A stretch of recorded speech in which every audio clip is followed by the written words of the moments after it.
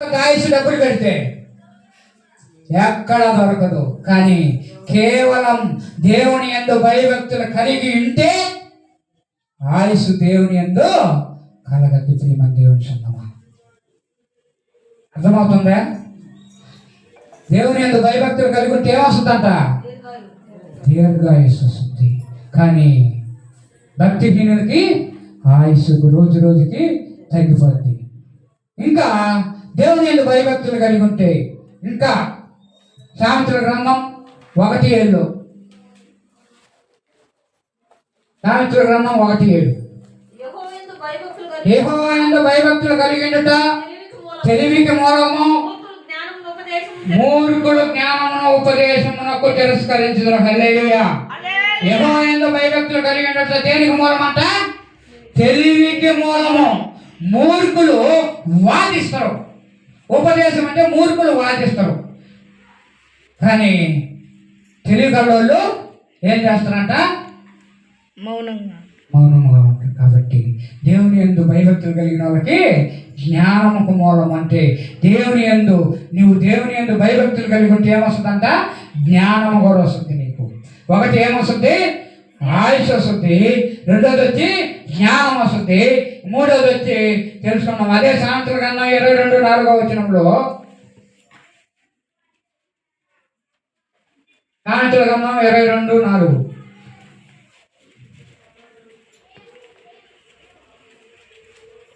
యెహోవా యందు భయభక్తులు కలిగిండుట వినయమునకును ప్రతిఫలము, ఐశ్వర్యము, ఘనతయు, జీవమునకు దాని వలన కలుగును. తీసిండ్రా? ఇంకా తీయలేదా? సామెతల గ్రంథం 547 పేజీ నెంబర్ 22:4 547 22 అధ్యాయం 4 వచ్చింది. యెహోవా యందు భయభక్తులు కలిగిండుట వినయమునకు ప్రతిఫలము, ఐశ్వర్యమునకు ఘనతయు, జీవమునకు దాని వలన కలుగును. ఇంతకంటే ఎవరండి చెప్పేది? యెహోవా యందు నువ్వు భయభక్తులు కలిగి ఉండు అంటుండు. దేవుని యందు నువ్వు భయభక్తులు కలిగి ఉంటే ఎలాగ దేవుని నమ్ముకుంటుండో దాన్ని ఒక మాట ప్రకారంగా కాకుండా, ఒక లోక అనుసారముగా కాకుండా, ఒక లోకంలో ఏదో అంటారు దేవుడు అంటాడు కదా, ఉంటే వెచ్చగానైనా ఉండు, లేకుంటే చల్లగానైనా ఉండు, రాకు. దేవుడు ఏమంటుండు? నీవు నా యందు భయభక్తులు కలిగి ఉండి ఏమి ఖర్చు కాదా? ఏమంటే ఆయన దేవుని యందు భయభక్తులు కలిగి ఉండట ఫస్ట్ ఏమన్నా చెడు అన్నీ వెళ్ళిపోతాయి. ఆయన వచ్చే అంత ఆదాయమే మనకి. ఇప్పుడు లోకంలో ఒక దేవుణ్ణి చేసుకొచ్చి ప్రతిమ చేసుకొచ్చాడు కట్టాలంటే మనం ఏం చేయాలంట? రంగ వైభవంగా అన్ని వేసుకొని పోయి మన ఇంట్లో ఒళ్ళు అంతా అమ్ముకొని చేసుకొచ్చాడు. కోతలు పెట్టి ఆయనకి 7 రోజులు 9 రోజులు 4 రోజులు డీజేలు పెట్టి పాటలు పెట్టి మనం తాగి గుద్దుకొని అందరు ఇళ్లలో నుంచి తెచ్చుకొని ఆడ వండుకొని నలుగురు తిని అన్నదానం అంటే ఏంటి? ఏనోడికి పెట్టేది అన్నదానం. ఆగి గుద్దుకొని తెచ్చుకొని ఆడ పెట్టుకొని తిని మనం వండుకొని తినిపోయేది. ఆడైతే ఇంటికి 10,000 ఏమంటే వస్తాడు. మనకి ఏం ఖర్చు కాదు. నీ హృదయము ఎవరు ఉండాలంటే హృదయంలో దేవుని పెట్టుకొని నీ హృదయంతో నీవు దేవుని కనపరిచే విధంగా, నీ హృదయంలో దేవుడు అంటే భయపడే విధంగా మనము దేవుని ఏం చేయాలంట? ఆరాధించే విధంగా ఉండి దేవుని భయభక్తులు కలిగి ఉంటే దీర్ఘాయువును, జ్ఞానముకును, ఐశ్వర్యముకును, ఇంకా ఏమంటాడు? ఘనతకును, జీవముకును అది దారి చేస్తుంది. ప్రియమైన దేవుని సంగమా, నీవు చేయవలసినదంతా ఒకటే ఏంటంటే నీ హృదయముతో దేవుణ్ణి ఆరాధించాలి. నీ హృదయముతో దేవుణ్ణి ఆరాధించాలా? దేవుడు నిన్ను పరీక్షిస్తున్నాడేమో, నువ్వు వేసిన ప్రార్థనలు సఫలపరచలేదేమో, నువ్వు వెనకేం చేస్తున్నాడేమో, ఏదైనా కూడా లేట్ అవుతుందేనంటే అది ఎక్కువ ఘనత వహించడానికి లెక్క పెట్టుకోవాలి. నువ్వు అడుగుతుండవు, దేవుడు దాన్ని సమాధానం పరచలేదంటే ఫస్ట్ ఆలోచన చేసుకోవాలా. మనం అడిగే దాంట్లో దేవుని చిత్తం ఉందో లేదో ఫస్ట్ మనం అడిగేది దేవుని యందు అది దేవుని కృపలో ఉందో లేదో ఫస్ట్ ఆలోచన. అది దేవుని చిత్తం అయింది అయితే మనం అడిగినటువంటి త్రోవ మంచిదా కాదా ఆలోచించాలి.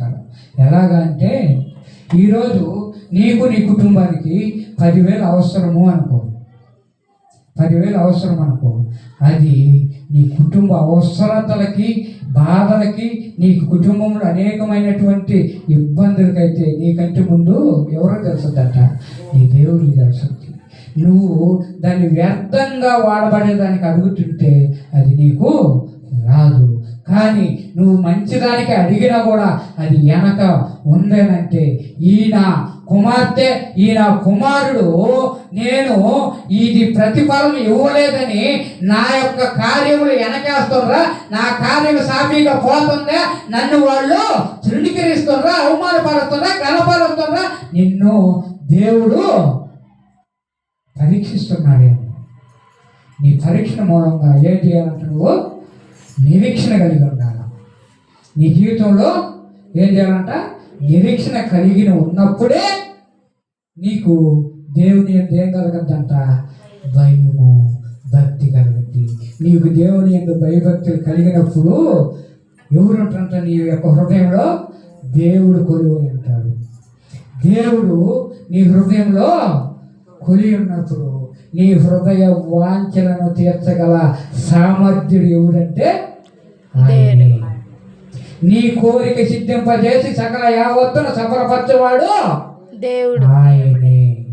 ఎవరు తీర్చలేరు, ఎవరు తీర్చలేరు. ఎందుకంటే దానికి ఉదాహరణ నేనే. ఎందుకంటే నా జీవితం కట్టబడడానికి, నా కుటుంబం కట్టబడడానికి ఆ కనికరం గల దేవుడు ఆయన. ఎందుకంటే ఎప్పుడు అని అంటే మరొకసారి కూడా చెప్తున్నా, మన హృదయంలో ఏముండాలంట? నిరీక్షణ గలవారంగా ఉండాలి. గుర్తుపెట్టుకోండి. నేను ప్రతి ఒక్క వారం ఒకటి చెప్తా వస్తున్నా, మన హృదయాలలో, మన జీవితాలలో 10 పాపాలుంటే, బాగా గుర్తుపెట్టుకోండి ఈ వాక్యము, 10 పాపాలు మన జీవితంలో, మన హృదయాల్లో, మన కుటుంబాల్లో 10 పాపాలుంటే ఈ ఆరాధన రోజు, ఆదివారం రోజు తీసుకొచ్చి 1 వదిలేసి వెళ్ళిపోండి. ఎన్ని ఉంటాయి మీ కాడ? 9 ఉంటాయి. వచ్చిన ప్రతి ఒక్క ఆదివారం రోజు నీ గర్వం ఏముందో, నీ క్రోధం ఏముందో, నీ కపటం ఏముందో, నీ మోసం ఏముందో, నీ అబద్ధం ఏముందో, నీ దొంగతనం ఏముందో, నీ యొక్క కనికరం లేని జీవితం ఏముందో నువ్వు తీసుకొచ్చి నీ దేవుని గొప్ప చెప్పాడు వదిలిపెట్టిపో. 10వ వారం నీవు ఎలా ఉంటావంట? హృదయ వాంఛలు తీర్చిన హృదయ ఏక మనసమైనటువంటి హృదయం గలదానివై దాక్షుడువై నీవు ఉన్నప్పుడు దేవుడు అనేక కార్యాలు నీ కుటుంబంలో, నీ జీవితంలో, నీ యొక్క బిడ్డల పట్ల కానీ, నీ భర్త పట్ల కానీ, నీ భార్య పట్ల కానీ, నీ కుటుంబం పట్ల కానీ, నీ అయినల పట్ల కానీ, నీ పక్కనల పట్ల కానీ, నీ జీవితంలో దేవుడు మేలు చేసేదానికి, అనేక అభిషేకాలు ఆశీర్వదించడానికి దేవుడు సిద్ధంగా ఉన్నాడు. కానీ మనం సిద్ధంగా ఉన్నామా లేదా? అవన్నీ వదిలిపెట్టేదానికి మనం సిద్ధంగా ఉన్నామా లేదా? మనం ఏం చేయాలంట? మన హృదయాన్ని మనము నెమరు వేసుకోవాలా. ఈ తెల్ల ఒక్కటి కూడా తీసేయకుండా నువ్వు దేవుని మందిరంలో మోకాలేసి రక్తాలు చిందించినా సరే నీకు ఫలము దొరకదు. నీకు ఫలము దొరకదు, నీకు సంతోషం దొరకదు, నీ కుటుంబాలు కట్టబడవు, నీ కుటుంబాలు ఆశీర్వదించబడవు. నీలో ఎటువంటి మోసము, దుర్మార్గము, ఎటువంటి అబద్ధము, దొంగతనము, ఏ కళ్ళ కష్టము లేకుండా ఎప్పుడైతే నీ దేవుని సన్నిధిలో నువ్వు మోకరిస్తావో నీ కుటుంబం తీర్చబడును గాక, నీ కుటుంబం కట్టబడును గాక, నీ కుటుంబము అనేకమైనటువంటి అభిషేకముతో ఆశీర్వదించబడును గాక. నీ కుటుంబము, నీ కుటుంబ ప్రహరీ మొత్తము, ఆ యొక్క గృహము చుట్టూ కూడా దేవుడు అభిషేక తైలము పోయబడును గాక. నీ కుటుంబంలో నిన్ను దీవించబడును గాక. మరి నీ హృదయం నిరీక్షణ కలిగిన ఉన్నదా లేదా? ఇంతవరకు లేదు. ఇంక నుంచి మన కుటుంబము కట్టబడాలంటే, మన కుటుంబము అభిషేకింపాలంటే, మన కుటుంబము దీవించాలంటే దేవుని యందు మనం ఏం కలిగి ఉండాలంట? నిరీక్షణ కలిగి ఉందామా?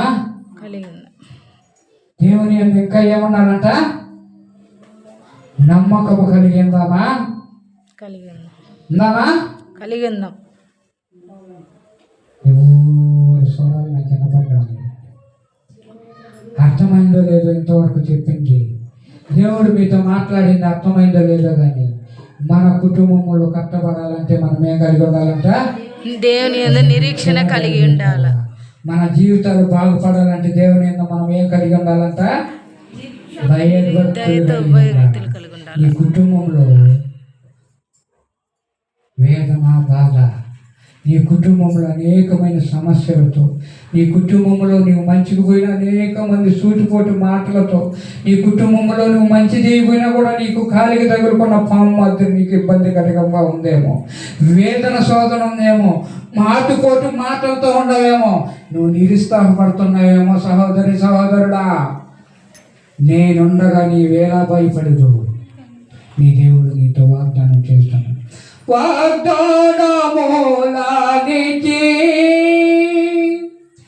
నెరవేర్చువాడవు నీవే.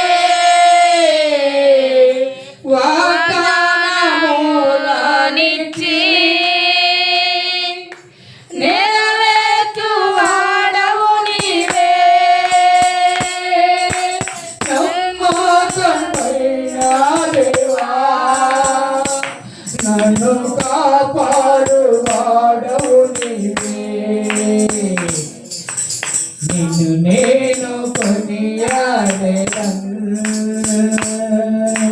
హల్లెలూయా పాడెదా.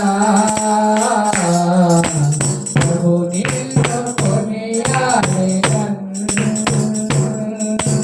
హల్లెలూయా పాడెదా.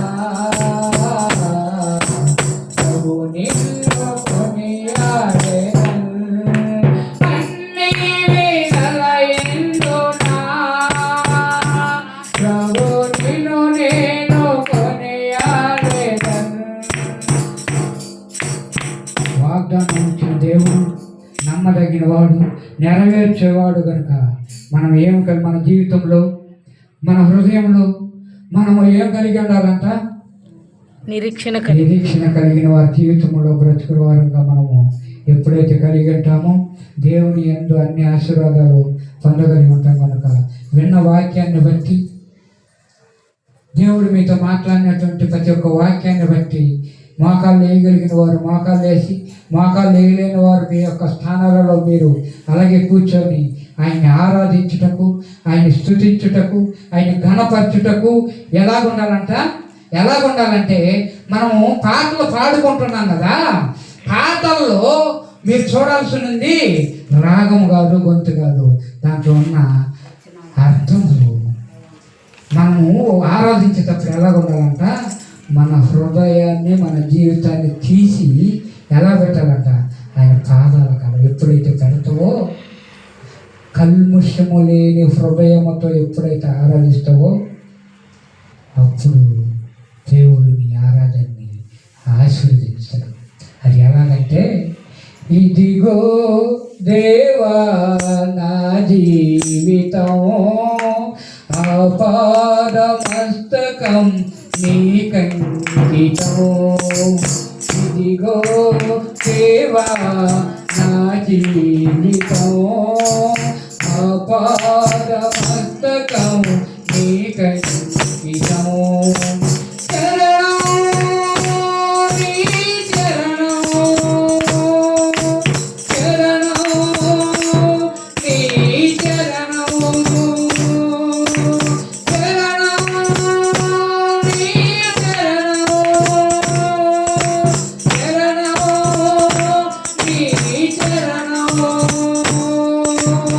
ఇదిగో దేవా నా జీవితం ఆపాదమస్తకం నీకంకితం. పలుమారువై తలపినాడో పరలోక దర్శనము నుండి. ఎన్ని తరాలు నిన్ను నీ దేవుడు ఆశీర్వదించకపోతే నీవు వైదొలిగిపోయినావేమో, లోకంలో తొలగిపోయినావేమో, లోకంలో జీవిస్తున్నావేమో, లోకంలో అనేక ఆ వ్యసనాలకి నీ దేవుడు నిన్ను ఆశీర్వదించబోయినప్పుడల్లా నీవు తిరిగిపోయినావు. నా ప్రియమైన దేవుని సంగమా, పలుమారు తలపినాను ఎరలోక దర్శనము నుండి, విలువైన నీ దర్శనముకు కలుగా కోటినంటూ ప్రేమతో